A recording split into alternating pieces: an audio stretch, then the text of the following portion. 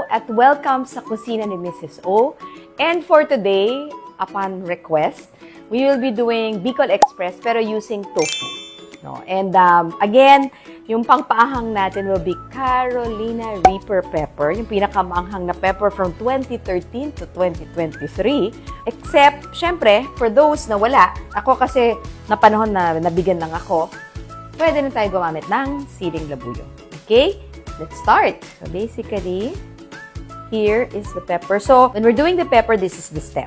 Yung stem na yan at saka yung may bilog na dyan, malamang dyan nakakabit yung mga seeds. No? So yung mga seeds ang nagpapaanghang.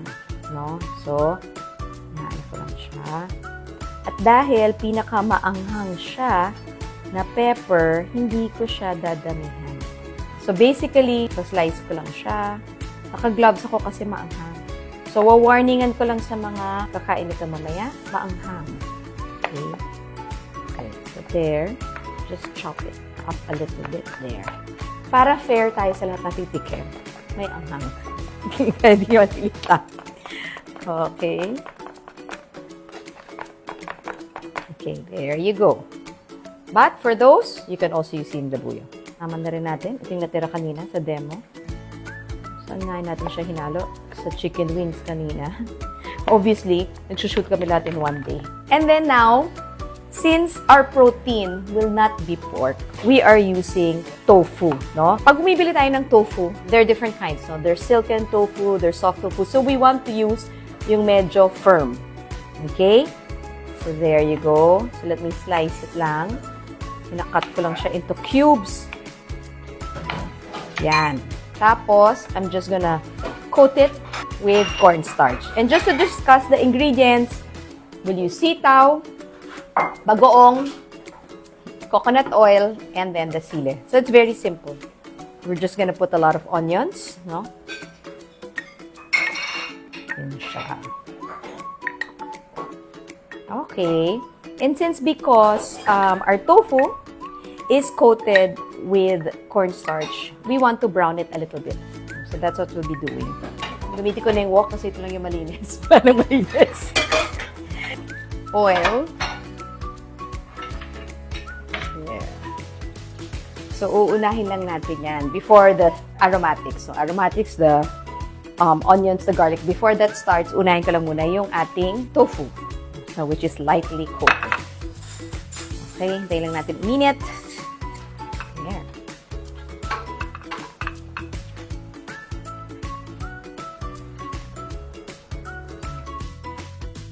Remember, when you're buying, use the firm tofu. Okay. So there, we will just slightly brown this. So it's about 2 minutes.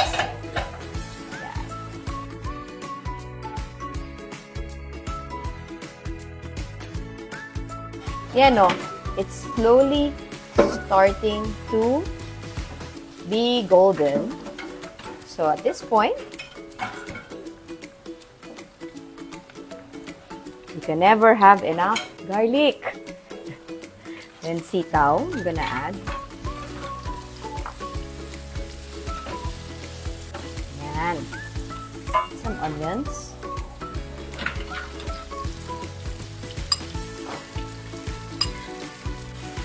Little bit of luya. Yan. There you go. This one, we're just sautéing it a little bit more. BICOL Express is about to come out.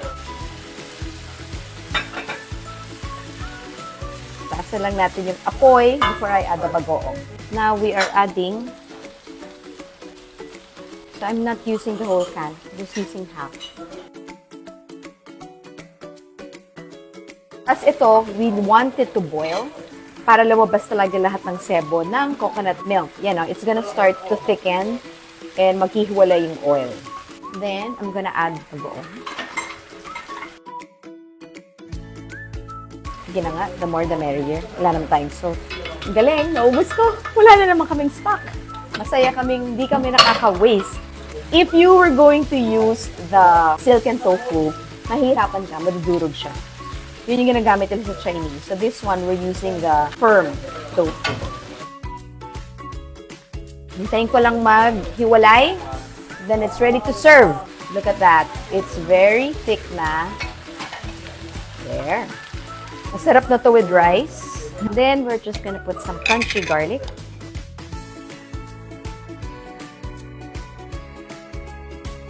I think ang nag-request nito, hindi ko na lang sasabihin sino, but it's BICOL Express using tofu.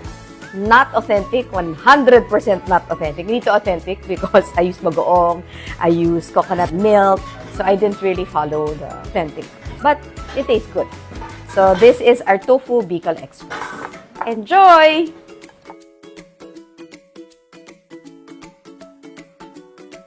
Tikman po na natin dito. Wala pa pong rice. Ako titikman ko na ng may rice.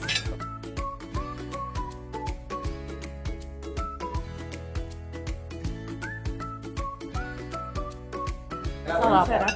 Ang healthy lang. Ang light lang niya. Sakto yung anghang. Sarap. Sarap. Oo nga. Kakaiba tong BICOL Express. Sarap.